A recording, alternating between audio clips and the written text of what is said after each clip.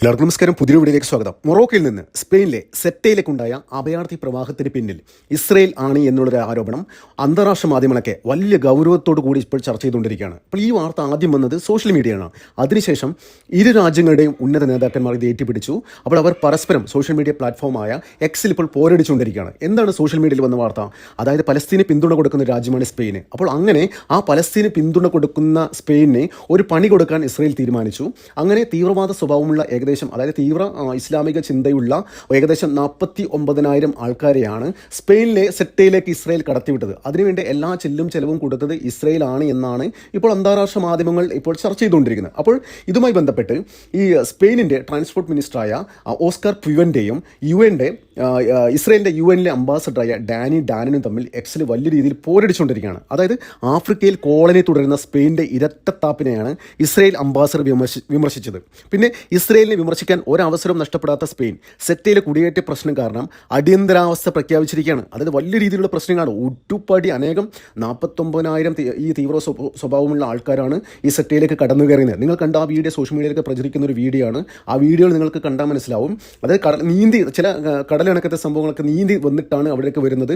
പിന്നെ അതിനുശേഷം രാത്രിയിൽ വലിയ രീതിയിലുള്ള കലാപം അവർ അഴിച്ചുവിടുന്നു. പോലീസുകാർക്കെതിരെ കല്ലെറിയുന്നു, പോലീസ് വാഹനങ്ങൾക്കെതിരെ കല്ലെറിയുന്നു, ഈ ഗവൺമെൻറ് സ്ഥാപനങ്ങൾക്ക് അടിച്ചു തകർക്കുന്നു, ടാക്സി അങ്ങനെയുള്ള സംവിധാനങ്ങൾക്ക് അടിച്ചു തകർക്കുന്നു, പബ്ലിക്കായിട്ട് അത് ഗവൺമെൻറ്റിൻ്റെ കാര്യങ്ങളെല്ലാം അവർ അടിച്ചു തകർക്കുന്നു, തീ വെക്കുന്നു. അത്തരത്തിലുള്ള അക്രമ സ്വഭാവമുള്ള ഏകദേശം 49,000 പേരെയാണ് ഇസ്രയേലിൻ്റെ ആൾക്കാർ ഇങ്ങോട്ട് കടത്തി വിട്ടു എന്നാണ് ഇപ്പോൾ സ്പെയിൻ ഇപ്പോൾ ആരോപിക്കുന്നത്. അത് വലിയ രീതിയിൽ ഇപ്പോൾ സോഷ്യൽ മീഡിയ അന്താരാഷ്ട്ര മാധ്യമങ്ങളൊക്കെ അതിൻ്റെ പിന്നിൽ എന്തൊക്കെ കളികൾ നടന്നിട്ടുണ്ട് എന്ന തരത്തിലുള്ള കാര്യങ്ങളൊക്കെ ഇപ്പോൾ വലിയ രീതിയിൽ ചർച്ച ചെയ്തുകൊണ്ടിരിക്കുകയാണ്. അപ്പോൾ നേരത്തെ പറഞ്ഞ മാതിരി അതായത് ഇസ്രയേലിനെ വിമർശിക്കാൻ ഒരവസരം നഷ്ടപ്പെടാത്ത സ്പെയിൻ സെറ്റയിലെ കുടിയേറ്റ പ്രശ്നം കാരണം അടിയന്തരാവസ്ഥ പ്രഖ്യാപിച്ചിരിക്കുകയാണ്. അത് തങ്ങൾക്ക് ക്ലാസ് എടുക്കുന്നതിന് മുൻപ് എന്തുകൊണ്ട് ആഫ്രിക്കയിൽ ഇപ്പോഴും കോളനികൾ തുടരുന്നു എന്ന് ലോകത്തോട് വിളിച്ചു പറയൂ എന്നാണ് ഇസ്രയേലിൻ്റെ അംബാസഡർ പറയുന്നത്. അത് നമുക്കറിയാം, ഈ സ്പെയിൻ ആഫ്രിക്കയിലെ മൊറോക്കയിലായാലും പല സ്ഥലത്തും പല കോളനികളും ഇപ്പോഴും ഉണ്ട്.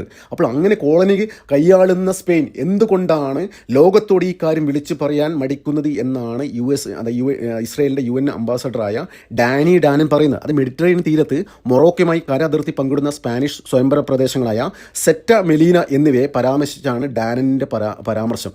ഈ രണ്ട് മൊറോക്കയുടെ സ്ഥലത്ത്, അതായത് സെറ്റ മെലീല, ഈ രണ്ട് സ്ഥലവും സ്പാനിഷ് കോളനിയാണ്. ഇപ്പോഴും നമുക്കറിയാം ലോകം ഇപ്പോൾ കാലഘട്ടത്തിലൂടെ സഞ്ചരിക്കുന്ന ഈ ഒരു കാലഘട്ടത്തിലും സ്പെയിനിന് ആഫ്രിക്കയിൽ കോളനി ഉണ്ട് എന്ന് പറയുന്നത് അതായത് ഒരു രാജ്യത്തിന് മറ്റൊരു രാജ്യത്ത് കോളനി ഉണ്ടെന്ന് പറയുന്നത് തന്നെ വലിയ രീതിയിൽ നാണക്കേടാണ്. ഈ ഒരു പരിഷ്കൃത സമൂഹത്തിനോട് പറയാൻ പറ്റാത്ത കാര്യമാണ്. അപ്പോൾ അത്തരത്തിൽ കോളനികൾ കൊണ്ടു നടക്കുന്ന ഒരു രാജ്യമാണ് ഈ സ്പെയിൻ. ആ സ്പെയിൻ എന്തുകൊണ്ട് ഇത് ലോകത്തോട് വിളിച്ച് പറയുന്നില്ല എന്നാണ് ഇസ്രയേലിൻ്റെ അംബാസഡറായ ഡാനി ഡാനൻ പറയുന്നത്. അതായത് ഈ പരാമർശം എന്താ പറയുക, സെറ്റ മെലീന എന്ന് പറയുന്ന കോളനികളെ പരാമർശിച്ച് കൊണ്ട് തന്നെയാണ് പറഞ്ഞത്. അതായത് ശരി, ഇപ്പോഴെല്ലാം മനസ്സിലായി എന്നാണ് ഓസ്കാർ പുവൻ്റെ ഇതിന് നൽകിയ മറുപടി. അതായത് ഈ ഓസ്കാർ പുവൻ്റെ സ്പാനിഷ് ട്രാൻസ്പോർട്ടേഷൻ മിനിസ്റ്ററാണ്. അപ്പോൾ ഈ ഡാനൻ്റെ പ്രസ്താവനയ്ക്ക് ശേഷം ഈ ഓസ്കാർ പുവൻ്റെ പറഞ്ഞത് ഇപ്പോൾ ഞങ്ങൾക്കെല്ലാം മനസ്സിലായി എന്നാണ്. അതായത് ഇതിന് പിന്നിൽ ഈ ഇത്തരം ആൾക്കാർ ഇങ്ങോട്ട് കയറി വന്നതിന് പിന്നിൽ ഇസ്രയേലാണ് എന്നാണ് ഈ സ്പെയിനിൻ്റെ ട്രാൻസ്പോർട്ടേഷൻ മിനിസ്റ്റർ പുവൻ്റെ പറഞ്ഞത്. അപ്പോൾ എന്ത് തന്നെയായാലും വലിയ രീതിയിൽ ഇപ്പോൾ ഈ ഒരു കാരണം നമ്മുടെ യൂറോപ്പിൽ മൊത്തം വലിയ രീതിയിൽ പ്രശ്നങ്ങൾ ഉണ്ടാക്കാൻ പോവുകയാണ്. ഇപ്പോൾ തന്നെ ഇറ്റാലിയൻ പ്രസിഡന്റ് മെലോണി എന്താ പറഞ്ഞത്, ഷെങ്കൻ വിസയിൽ സ്പെയിനിന് കൊടുക്കുന്ന ആ ഷെങ്കൻ വിസയിൽ നിന്ന് ഇറ്റലി ഒഴിവാക്കണം, സ്പെയിനിനെ ഒഴിവാക്കണം എന്നാണ് ഇപ്പോൾ മെലോണി ഒഫീഷ്യലായിട്ട് പറഞ്ഞിരിക്കുന്നത്. അതായത് വലിയ രീതിയിലുള്ള ഇത്തരം പ്രശ്നങ്ങൾ അവിടെ ഉണ്ടാകുമ്പോൾ ഈ തീവ്ര സ്വഭാവമുള്ള ആൾക്കാർ അവിടേക്ക് കടന്നു വരികയും അവിടുത്തെ എന്താ പറയേണ്ടത്, അവിടെ സംഭവിച്ചത് എന്താണ്, ഇങ്ങോട്ട് കയറി വന്നിട്ട് പല ആൾക്കാർ വീട്ടിലോട്ടും കയറി ചെന്ന് വലിയ രീതിയിൽ ആ വീട്ടുകാരെ പോലും ആക്രമിക്കുന്ന, ഫ്ലാറ്റിലേക്കൊക്കെ കയറി വന്നിട്ട് അവരെ ആക്രമിക്കുന്ന രീതിയിലേക്ക് കാര്യങ്ങൾ അതപ്പതിച്ചു. അതുകൊണ്ടാണ് സ്പാനിഷ് ഗവൺമെൻറ് അവിടെ മിലിറ്ററി വിന്യസിച്ചത്. പിന്നെ അതുമാത്രമല്ല, എത്രയോ അടി ഉയരത്തിൽ, ഇപ്പോൾ ഉള്ളതിനെക്കാട്ട് 4-5 അടി ഉയരത്തിൽ ആ മതിലുകളൊക്കെ കെട്ടാൻ പോകുന്നു എന്നുള്ളൊരു വാർത്തയും വരുന്നുണ്ട്. അതായത് വലിയ രീതിയിലുള്ള ഗുരുതരമായ സാമ്പത്തിക പ്രശ്നങ്ങളടക്കം ഈ സ്പെയിനിൽ ഉണ്ടാകാൻ പോവുകയാണ്. അതായത് സ്പെയിൻ ചോദിച്ചു വാങ്ങിയ ഒരു ഇത് തന്നെയാണ്. അതായത് അവർക്ക് കിട്ടിയ അത് അവർ ചെയ്ത മുൻകാലങ്ങളിൽ ചെയ്തതിൻ്റെ ഫലം അവരിപ്പോൾ അനുഭവിച്ചുകൊണ്ടിരിക്കുകയാണ്. പല രീതിയിലും നമ്മൾ ഈ വേൾഡ് കപ്പ് നടക്കുന്ന സമയത്ത് തന്നെ നമ്മൾ കണ്ടു. അതായത് സ്പെയിൻ അമേരിക്കക്കെതിരെ സംസാരിച്ചു, അർജന്റീനയ്ക്കെതിരെ സംസാരിച്ചു, അത് ഇസ്രയേലിനെതിരെ സംസാരിച്ചു. വലിയ രീതിയിൽ അവിടുത്തെ സ്പാനിഷ് ഗവൺമെൻറ്റിൻ്റെ വക്താക്കൾ പോലും, ഗവൺമെൻറ് അധികൃതർ പോലും ഇത്തരത്തിലുള്ള ഈ പലസ്തീനെ അനുകൂലിച്ചും തീവ്ര സ്വഭാവമുള്ള ഇസ്ലാമിക സംഘടനകളെ അനുകൂലിച്ചൊക്കെ രംഗത്തെത്തിയിരുന്നു. നമ്മൾ കണ്ടു ഈ സ്പെയിൻ വിജയിച്ചതിന് ശേഷം ഇവിടെ വലിയ രീതിയിൽ കേരളത്തിൽ ഏറ്റവും കൂടുതൽ ആഘോഷം നടത്തിയ ഇവിടുത്തെ സുഡാപ്പികളായിരുന്നു. അതായത് വംശീയവെറിയന്മാരായ, അതായത് ഇസ്ലാമിനെ കുഞ്ഞുങ്ങളെ കൊന്നൊടുക്കുന്ന ഇസ്രയേലിനെതിരെ സംസാരിച്ച സ്പെയിൻ അഭിവാദ്യങ്ങൾ എന്നൊക്കെ പറഞ്ഞ് വേൾഡ് കപ്പിന് ശേഷം വലിയ രീതിയിലെ ബാനറുകളൊക്കെ നമ്മൾ ഈ നാട് മുഴുവൻ കണ്ടതാണ്. അതായത് പക്ക അർജൻറ്റീന ഹാർഡ് കോർ അർജൻറ്റീനിയൻ ഫാൻസായ മലപ്പുറത്തെ മുസ്ലിംസ് പോലും സ്പെയിനിന് വേണ്ടിയിട്ട് ഈ മതത്തിൻ്റെ പേരിൽ വലിയ രീതിയിൽ ഫ്ലക്സ് അടിച്ച ഒരു നാടാണ് നമ്മുടെ നാട്. അപ്പോൾ നോക്കി അവരുടെ ആ ഒരു ഇത്, അപ്പോൾ സ്പെയിൻ ഇത് ചോദിച്ച് വാങ്ങിയ ഒരു ഇത് തന്നെയാണ്. അപ്പോൾ ഇനി എന്താ ഉണ്ടാകും പോകുന്നത്? ഈ 49,000 പേര് എങ്ങനെ ഐഡൻറ്റിഫൈ ചെയ്ത് പുറത്താക്കും? ഇപ്പോൾ തന്നെ സ്പാനിഷ് ഗവൺമെൻറ് പറഞ്ഞിരിക്കുന്നത് ഇവർ ഉടൻ തന്നെ ഐഡൻറ്റിഫൈ ചെയ്തിട്ട് പുറത്താക്കുമെന്നാണ്. അപ്പോൾ സംഭവം നടന്നിട്ട് 2-3 ദിവസമായി. ഇതുവരെ ഒരാളെ പോലും അവിടെ കടന്നു വന്ന 49,000 പേര്, ഇത് ഒഫീഷ്യലി പറഞ്ഞതാണ് കേട്ടോ, ഒഫീഷ്യലി പറഞ്ഞാണ്. അപ്പോൾ ശരിക്കും അത് എല്ലാ കണക്കും അവർക്ക് കിട്ടിക്കാണുന്നില്ല. ആ വീഡിയോ കണ്ടവർക്ക് മനസ്സിലാകും ഏകദേശം 100,000-നടുത്തങ്കം ആൾ അത്രയും ആ സമയത്ത് വന്നിട്ടുണ്ടാകും. അതായത് ഈ അൽ ജസീറ പോലുള്ള മാധ്യമങ്ങൾ പോലും വലിയ പ്രാധാന്യത്തോടു കൂടിയാണ് ഈ ഒരു വാർത്ത റിപ്പോർട്ട് ചെയ്തത്. അതായത് ഈ ഇസ്രയേലിനെ പരാമർശിച്ചല്ല, ഈ കുടിയേറ്റം. അപ്പോൾ ഈ കുടിയേറ്റത്തിന് പിന്നിൽ ഇസ്രയേലാണെന്ന് അൽ ജസീറ പോലും ഇപ്പോൾ ഒഫീഷ്യലി പറഞ്ഞിട്ടില്ല കേട്ടോ. എന്തിനാലും ഈ ഇസ്രയേൽ ഇത് ചെയ്തിട്ടുണ്ടെങ്കിൽ വളരെ നല്ല കാര്യമാണ്. അതായത് ഈ തീവ്ര സ്വഭാവമുള്ള ഇസ്ലാമിക് സംഘടനകളെ സപ്പോർട്ട് ചെയ്യുന്ന ഏതൊരു രാജ്യം ലോകത്തിന് തന്നെ വലിയ രീതിയിൽ നാശമുണ്ടാക്കുന്ന കാര്യമാണ്. നമുക്കറിയാം ഇനി പൊതുവേ ഈ യൂറോപ്പിലെ പല രാജ്യങ്ങളും വലിയ രീതിയിലുള്ള ഗുരുതരമായ സാമ്പത്തിക പ്രതിസന്ധിയിലൂടെ കടന്നു പോവുകയാണ്. അവർക്ക് പറയാൻ പറ്റിയൊന്നുമില്ല. അതായത് ആ ടൂറിസം മാത്രമാണ് അവരുടെ കയ്യിലുള്ളത്. അതായത് സ്വന്തമായിട്ട് പല രാജ്യങ്ങൾക്കും ഒരു ബിസിനസ്സോ സ്വന്തമായിട്ട് ഒരു വലിയ രീതിയിലുള്ള എന്താ പറയണ്ടത്, അവരുടെ രാജ്യത്തിൻ്റെ യശസ് ഉയർത്തുന്ന ഒരു വലിയ പ്രോജക്റ്റ് പോലും ഇല്ലാത്ത പല യൂറോപ്യൻ രാജ്യങ്ങളും ഉണ്ട്. അപ്പോൾ ഇതൊക്കെ നോക്കിയാണെങ്കിൽ വലിയ രീതിയിൽ ഇസ്ലാമിസേഷൻ നടന്നുകൊണ്ടിരിക്കുകയാണ് യൂറോപ്പിലെ പല സമാധാനമായി ജീവിക്കുന്ന പല രാജ്യങ്ങളും. ഫോർ എക്സാമ്പിൾ നോർവേ, സ്വീഡൻ, അത്തരം രാജ്യങ്ങളൊക്കെ വലിയ രീതിയിൽ ഇസ്ലാമിസേഷൻ നടന്നുകൊണ്ടിരിക്കുക. പക്ഷേ സ്വീഡനും നോർവേക്കാനും ഫലപ്രദമായി പ്രതിരോധിച്ചു.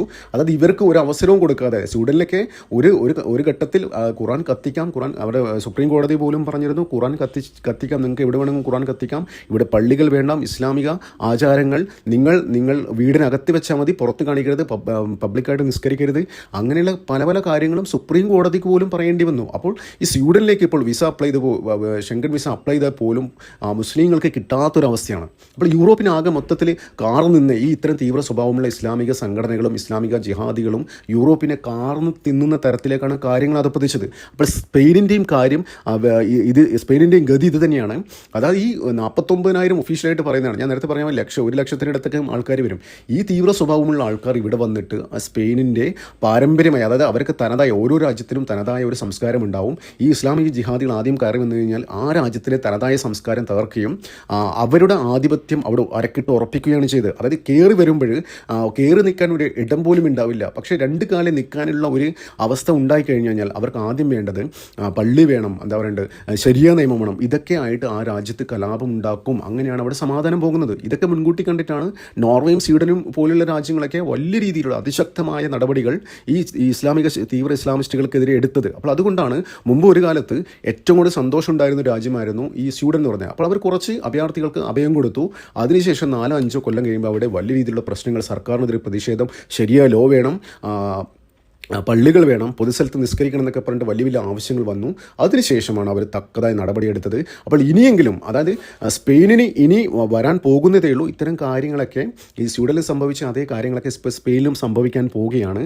അപ്പോൾ സ്പെയിൻ ഇനിയെങ്കിലും കണ്ണു തുറന്ന് കണ്ട്, അതായത് മനസ്സിലൊക്കെ നോക്കിയും കണ്ട് കാര്യങ്ങൾ ഹാൻഡിൽ ചെയ്തില്ലെങ്കിൽ വലിയ രീതിയിലുള്ള ദുരന്തം സ്പെയിനിൽ ഉണ്ടാകുന്നുള്ള കാര്യത്തിൽ ഒരു സംശയമില്ല. അപ്പോൾ ഇത് ഇസ്രയേൽ ചെയ്തിട്ടുണ്ടെങ്കിലോ, ഇസ്രയേൽ മുമ്പ് തന്നെ പറഞ്ഞിട്ടുണ്ട്, അതായത് ഞങ്ങൾക്കെതിരെ ഈ ലോകത്ത് കുറച്ച് ആൾക്കാർ മാത്രമേ ഇപ്പോൾ ജൂതന്മാരിട്ടേ ഉള്ളൂ, ഞങ്ങൾ ഒരു നിമിഷം ആയുധം താഴെ വെച്ച് കഴിഞ്ഞാൽ ആ നിമിഷം മതി നമ്മളത് ഇല്ലാതാകും. പക്ഷേ മറ്റു രാജ്യങ്ങളുടെ അവസ്ഥ അങ്ങനെയല്ല.